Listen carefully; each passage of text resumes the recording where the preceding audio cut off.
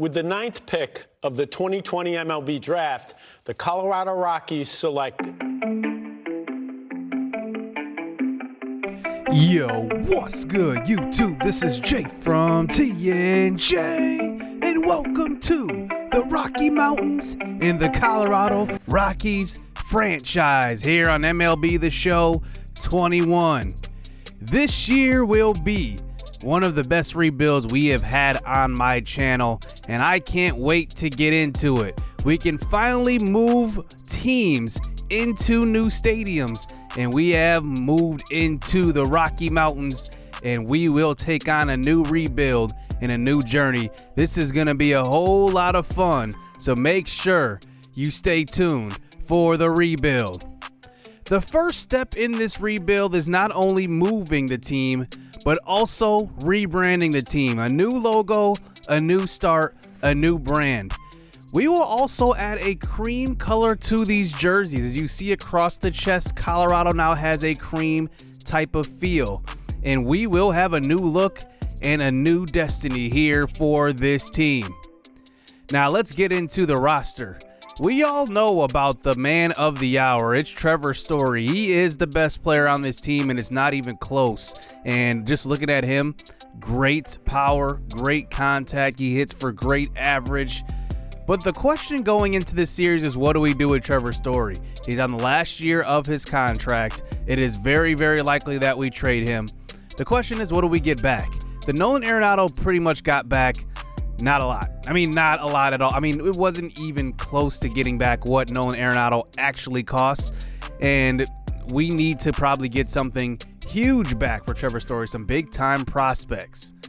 Now let's move over to third base. Now Josh Fuentes is an interesting player. He hit for average last year, hitting .306, a very good season for him. I'm wondering if he can follow it up here with a full season.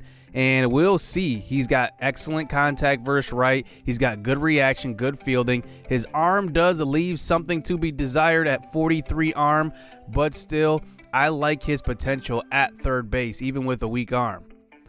Now, we do have some depth guys here backing up everybody, and Chris Owings is one of them. He isn't a great backup player, but he can play every single position. He's got great fielding as well, which actually is a good thing here because we need to be good defensively, especially being in a hitter's park. We'll definitely need to do that. Now, at second base, we have Garrett Hampson. I like Garrett Hampson. I think he's got very high potential for us. He's one of the few A potential guys in the whole organization right now. And just seeing his average here, it's hovering around 250 or so. But I am very, very excited. I'm excited for his potential. I think with his speed, he's got 97 speed. He will hit leadoff for us and hopefully score a whole lot of runs. The newcomer to the Rockies this year is CJ Crone. Actually a very good bat in the lineup. He's hit like a career 260, and he's been pretty consistent hitting around that average. I like him in our lineup. He is 31 years old, and I think that this guy can really at least bridge us to the next first baseman in the future. But he's a good player right now, and I think that he's another bat we can add to the lineup that will contribute on a day-to-day basis. Now, Ryan McMahon is interesting. I like him a lot, but he's only really had one full season in 2019 where we could really see what he could do. He hit 250, hit 24 home runs. In a shortened season, he only hit 215. So we'll have to see what he can do. I think he's a wild card here. He is 70 overall, B potential. Still got some youth to him too, 26 years old, and he's got excellent power for a guy that's just 70 overall. He's got a decent arm, good fielding. I guess decent fielding, I should say, at 67, and his speed is not that fast. So we're definitely going to have to figure out what we're going to do with at the future at first base. Now, I think catcher is going to be a position where we're really going to have a big need here. Elias Diaz is going to be there at catcher for now, but I'm not sure he's the long-term answer. He's probably not. Then we move on to the outfield, and let's just talk about the man who's really been a lifelong Rocky, who's been nothing but consistent, Charlie Blackman. I do not plan on moving Charlie Blackman at all in this series. I plan on having him retire a Rocky. He does everything well. His fielding is a little lower now, but his hitting-wise, I mean, very, very special. Now, Romeo Tapia is going to be the center fielder. I like his potential as well. He actually hit pretty well last season. Hopefully, he can build off of that. He's got good contact versus left and right. He hit .321 last year. And one thing I want to see with him is, can he just put together some consistency here? In 2019, 275. I love it. I think he's on the right track. At 27 years old, he can be a key piece of the outfield. In left field, I'm not really sure, though. Sam Hillier is decent. He's got good power. His vision's really, really low, though, at 36, and his arm isn't that great. It's 67 arm and 69 fielding. And I just need to see, like, what he has. I mean, it's just a whole lot of potential here on this team and not a lot of, show me what you got production type of players. Brendan Rodgers is one of those guys. He's got a lot of potential. We haven't seen it on the field yet. He's been one of the top prospects in the organization for the past few seasons now. He's 24 years old, and it's going to be huge for him because trading Trevor Story will basically start his career as a Rocky. Now let's move on to our pitching rotation and our bullpen. Hermann Marquez is the one consistent guy that's going to be there, and he's going to be locked up for the next 3 years as he is under contract. But looking at him, good. I mean, he's solid. 1.20 whip the last 3 years pretty much. But then we move on to the next guys in the rotation, and this is where it kind of gets shaky. John Gray has probably been a guy that the Rockies have banked on being their ace going forward, but he's just not been that consistent as a pitcher. And then there's Austin Gomber, who we got in trade for Nolan Arenado. Good pitcher. I'm just not sure he's Nolan Arenado replacement type of caliber. We'll have to see. We're going to give him a shot. We had to give him all the shots because we traded Nolan Arenado. So he's going to have a very long leash. Antonio Senzatella is the 4 and Kyle Freeland at the 5. Freeland is the second lefty in the rotation. I like Freeland. I'm not in love with Freeland, but he is 27 years old. He's shown that he can pitch decently, so we'll have to see. Now, coming out of the bullpen, Ben Bowden is a guy that's coming up from the minors. He struck out a lot of guys in the minor leagues, so he's going to be an interesting piece, but he's only 67 overall with deep potential. Robert Stevenson is going to be our second highest overall guy, along with Carlos Estevez, Julian Fernandez. Michael Givens is our highest guy. And then Daniel Bard is going to be the closer. Now, he has an interesting story. He was out of baseball for 7 years, came back in a shortened season and pitched, and didn't do too bad. But we'll have to see. Bullpen is going to be one of those question marks in this organization. Now, let's just look at our top prospects. I know you guys submitted your prospects before. I will go over that in episode 3. But let's just take a look at the top 3 real-life prospects. In 2020 in the MLB draft, they drafted Zach Veen. Very, very solid outfielder. He's got a bright future. I'm debating keeping him in single-A ball, just letting him develop pretty consistently in year 1 and then moving him up to AA next season. I guess we'll have to see there.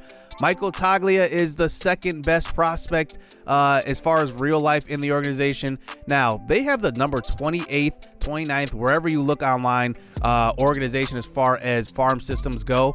It's not very pretty. And then Ryan Rollison is a good lefty. He's a pitcher. He's going to have some years to develop. He's only 22 years old. So we'll have to see what he can do. I'm going to probably put him at AA ball. Now, in the future, I will, like I said, review the rest of the prospects, not in this opening episode. Today, we'll focus on opening day. Now, looking at our salaries, Charlie Blackman makes $18 million a year. He's going to be stuck around for the next few years.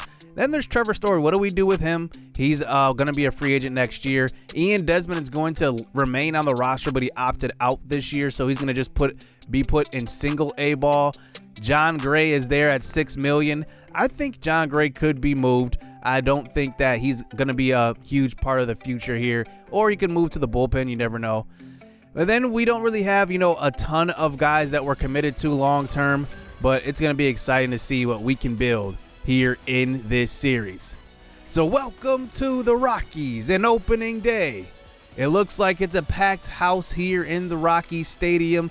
As you can see, we are ready to start this season versus the defending World Series champions in the Dodgers, and we'll see what Hermann Marquez can do on the mound for us. Last year he went 4-6, 1.26 whip in a shortened season. I think he's going to have a good year for us this year. He's going to definitely be our ace. and maybe even next year he might be our ace. Who knows? The rebuild will start now, and I think that Marquez is going to be a good piece in our rotation. So here comes Mookie Betts to lead off this game, and let's see if we can get him out here in his first at-bat. Here's a high fastball, and he is watching that one. It's a 3-1 count. The pitch is on. Inside part of the plate, and Mookie does not miss. It's going to be a leadoff home run to start this series. Mookie Betts going deep, one of the best players in baseball, and he makes it 1-0 for the Dodgers. Now, for those of you wondering what difficulty we are playing on Legend, the hardest difficulty in the game on all, and pitching and hitting, both Legend. So we'll have to see how this series will go. So here's Justin Turner at the plate, ground ball to second, and Hampson throws on to first for the first out of this series. Garrett Hampson makes the out. Now here's the starting lineup for the Dodgers. Pretty much the same lineup as last season. We'll see what they can do. Can they repeat? They have pretty much the same squad coming back, and they add Trevor Bauer to the rotation as well. Corey Seager at the plate, hitting in the 3-hole. He watches a pitch on the outside, and Marquez gives up his first walk of the season. And that brings up Bellinger in the 4-hole as he gets an outside sinker, and he watches that one. 3-1 count now. Will Smith on deck. Ground ball to second. We got the double play, but Garrett Hampson, he bobbles it and does not throw to first. So an error already on Hampson. He had the first out. Now he has the first error of the season. Will Smith at the plate now. He hits one hard to left side. That one gets past Story in the hole. The runner will round third, head home, throw to the plates. And Sam Hillier cannot throw him out. It is 2-0 here. Still 1 out for the Dodgers. Men on first and second. A.J. Pollock at the plate now. He gets a low pitch, hits it to short. Nice play by Story. Backhanded, thrown to second and on to first. And a double play. We get out of the first inning, but 2 runs of damage done, 2 hits, and an error. And the Rockies come to the plate now. Let's see what we can do. We will be batting Garrett Hampson in the leadoff spot this year due to his speed. Let's see what he can do. The first pitch over the middle. He's going to crush it deep to left center. And it's another home run. How about this? Leadoff home runs for both the Dodgers and the Rockies. And how about Garrett Hampson? The impression he's leaving at the start of this series is tremendous. He has good hitting ability, all in the 50s, power and contact. That's pretty good. And look at this. I mean, 105 exit velocity. He absolutely crushed that ball, 458 feet. 2-1 game now as Trevor Story comes to the plate, and Kershaw will walk him. So now we have a man on first base. Still no outs with Charlie Blackman. Hit 303 last year. He's a 300 hitter every single year. And now here he comes up with a guy on first base. Low fastball. He watches that one. Full count here to Charlie Blackman. And it's another outside fastball. And Kershaw walks the first 2 batters after giving up a home run. That brings up the newcomer C.J. Krohn for his first at-bat as a Rocky. Facing Kershaw, the lefty. 1-2 count, inside pitch, and he goes with it. It's driven to left center. That one gets all the way to the wall. 1 runner will score. We will try to score Blackman. Blackman will get in safe. 3-2 here in the first inning. How about the start for the Rockies after giving up runs in the first? We get them all back and take the 1-run lead off of the bat of C.J. Krohn. How about the newcomer driving in 2 runs in his first at-bat? That's going to bring up Josh Fuentes to the plate, 28-year-old third baseman who can also play first. He gets a hanger on the outside, and he does not go around. Let's just take a look at that. I think we may have got a little bit of a generous call. Ooh, I mean, it looks like his hands that bat may have broke. And now, here we go, first and second, still no outs. Elias Diaz to the plate now. Men on first and second. We try to bunt them over in a very hard bunt to third, and it ends up being foul. 2-2 count, low pitch, driven to center field, and it looks like it's going to be run down, and that is a catch by Bellinger out in center. And now that brings up Sam Hillier, the left fielder, with 1 out, 2 men on. High pitch, and he swings and misses. And the high heat gets him to chase. 32 pitches for Kershaw in this first inning. Romeo Tapia, center fielder, up to the plate. In the 8 hole, and he swings at the same exact pitch out of the zone. But the Rockies get 3 back here in the first inning. Great start to this series. Off of 2 hits, we drive in 3. So now we start the second inning here as Marquez, can he bounce back after giving up a couple runs in the first? That's going to bring up Max Muncy to start out this next inning. 1-2 count on Muncy. Hermann Marquez, high heat. 99 miles an hour gets him to chase that one out of the zone. And that's going to bring up Mookie Betts with 2 outs, and the pitcher is on first. Kershaw, that is. 1-2 count. Outside slider and gets him to chase. So we will remain in the lead after 2 innings, at least 1.5 innings.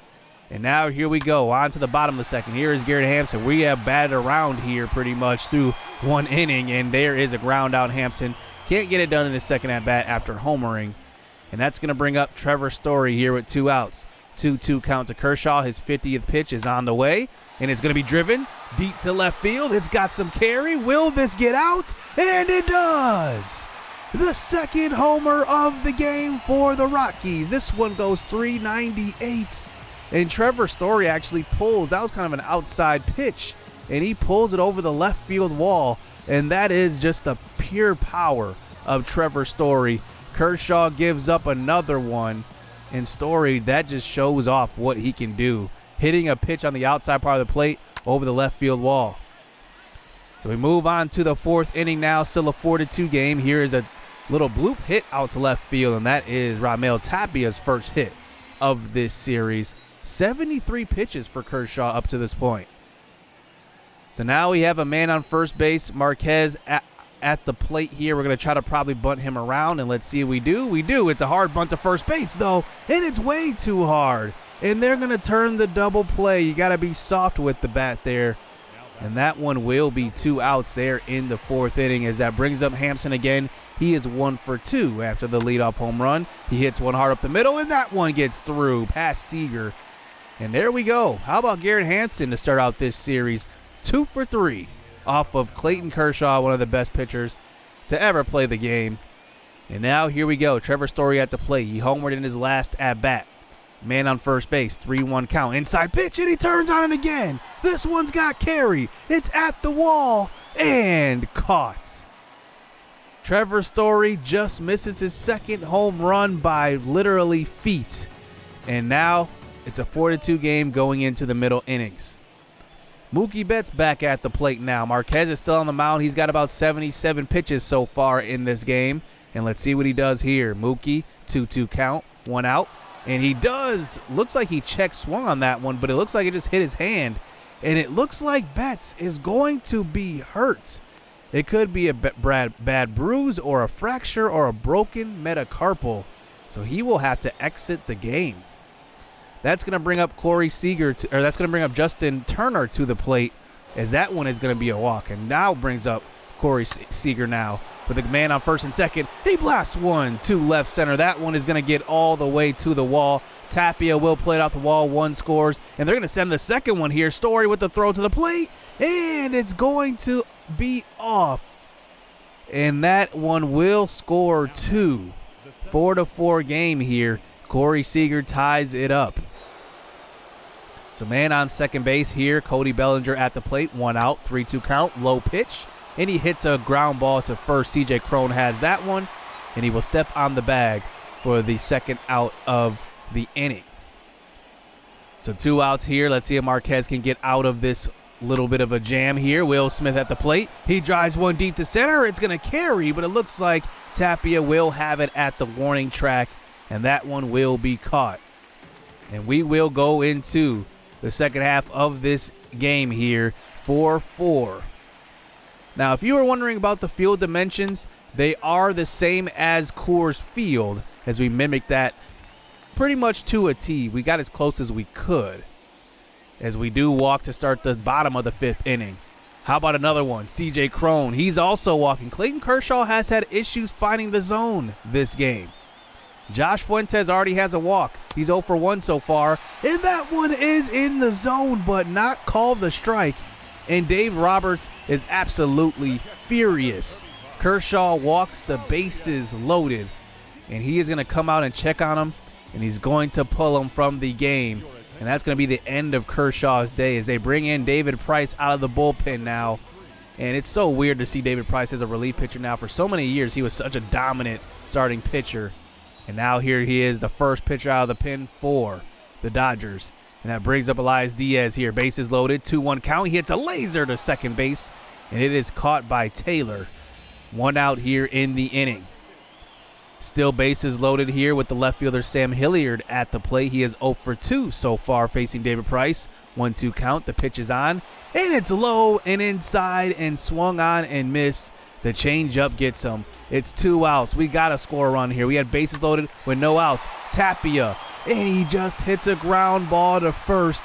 We get no runs. Bases loaded, no outs, no runs scored. That one could kill us. That moves us on to the top of the 6th inning. Here's A.J. Pollock at the plate, and he goes with the pitch on the outside part of the plate. It's a hit to right field, and that was the 100th pitch of Marquez's day. And we will go to the bullpen, and the first man out of the bullpen will be Ben Bowden. He will be a pretty good, I'd say, relief pitcher here in Season 1. I don't know what his future is. He's 25 years old, struck out a lot of guys in the minors. We'll have to see what he can do. We bring in a lefty to face a lefty. So Max Muncy at the plate. He is 0 for 2. Outside slider that time is fouled off. 1-2 count now. Man on first base. The pitch is on. Over the middle of the plate. And Muncy absolutely destroys it. It's a home run. 6-4 lead for the Dodgers. Bowden makes a mistake. 486 feet. That was absolutely crushed. And Muncy gives the Dodgers the 2-run lead. So on to the bottom of the 7th now. Charlie Blackman at the plate, and he goes the other way with that one. And that one will be away from the shift. And good start to this inning, down by 2 runs. Blake Trinan now in the game. The Dodgers have basically added to their World Series team, man. They are just very, very good. 6-4 game now. Man on first, no out, 3-2 count, and we do watch one over the middle of the plate. CJ Crone, I don't know what he was watching on that one, as that brings up Josh Fuentes to the plate. He is 0 for 1, still has not gotten a hit so far. 3-2 count, high heat, and he misses that one. Slightly late, and Corey Knebel comes into the game now. Elias Diaz, 3-2 count, man on first, and that one will just be a fly ball to center field. And the Dodgers do retain this lead here in the 7th inning. So we move on to the top of the 9th inning. Julian Fernandez in the game now, as we did give up a 2-run homer at the beginning of this inning to Justin Turner. So now it is a 4-run lead with Fernandez, the young kid, on the bump. So that's going to bring up the next batter. Ground ball to Story, though, and it's going to be a double play as we move on to the 9th inning, down by 4. That's going to bring in Scott Alexander out of the bullpen, and we have the top of our lineup up to the plate, and let's see what Garrett Hampson can do. His 5th at-bat will be a hit to the right side. 3 for 5 in this game for Hampson as the leadoff man. If we can just get him to hit like this on a consistent basis, I think he's got a bright future with the team. Trevor Story to the plate now. Man on first, no outs, and another walk. The Dodgers pitchers have had issues. They've walked a bunch of guys here in the opener. Charlie Blackman to the plate here. 2 for 2 so far in this game, and 2 walks. Pitch is on, over the middle of the plate, and he drives it deep. It's curving towards the foul pole. It remains in fair play. It's a home run. 7-8 here off of the bat of Charlie Blackman. That's exactly what you dream on. Get your first 2 batters on base, and then have your best hitter on the team drive one deep. And Charlie Blackman makes it a 1-run game in the bottom of the 9th inning. Kenley Jansen comes in after that home run. Roberts has seen enough. He brings in his closer, and now it's a 1-run game. CJ Krohn coming to the plate. 1 for 3 so far. He gets a perfect pitch and just skies this one. Look at did you see the feedback on the left? It was almost perfect. We had good timing. The PCI was there, everything. And if you didn't know, we're using zone hitting. Here's Josh Fuentes at the plate. A missile to left field, and that's on a frozen rope. Great timing again. And now 2 outs here in the bottom of the ninth. Colton Welker comes in to pinch hit. One of our young guys here. Let's bring him in. And that's a high pitch. Ground ball to short. Seager on to first. And that one will be the game. 8-7 here as both the Dodgers and the Rockies score 2 and 3 runs respectively in the ninth inning. And we go on to lose the opening day matchup versus Mookie Betts and the Los Angeles Dodgers. 8-7. You got to love the excitement of this team, though. I can see the potential with the bats. I think our pitching is going to be the issue this at least in this first season. We'll have to see how we develop that. But I like what I saw. Blackman was amazing. Garrett Hampson, great. I think it was a great choice to put him at the leadoff spot. He's going to be excellent when he gets on base. And then having Story hit too. I think that's what we're going to do for a lot of the lineups, but you never know. Things could change. So that's going to do it here in the first episode of the Rockies franchise. Hope you guys enjoyed it. Stay tuned for more of the Rockies too. We will have a lot of this going forward. So hit subscribe, hit that like button. Stay tuned. Let's get it. Let's go. It's too easy. I've been there, done it, seen it. Boy, all that like Keenan. Still got crack, they fiendin'. Flow still hot like Phoenix. Shine so bright, I'm gleaming. This off top, I'm tweaking. Fresh out the rat like Neiman. And I'm still trying to fight my demons. Cause we all gotta act like Tina. That's why I gotta ride with the Nina. Outside, it's a war.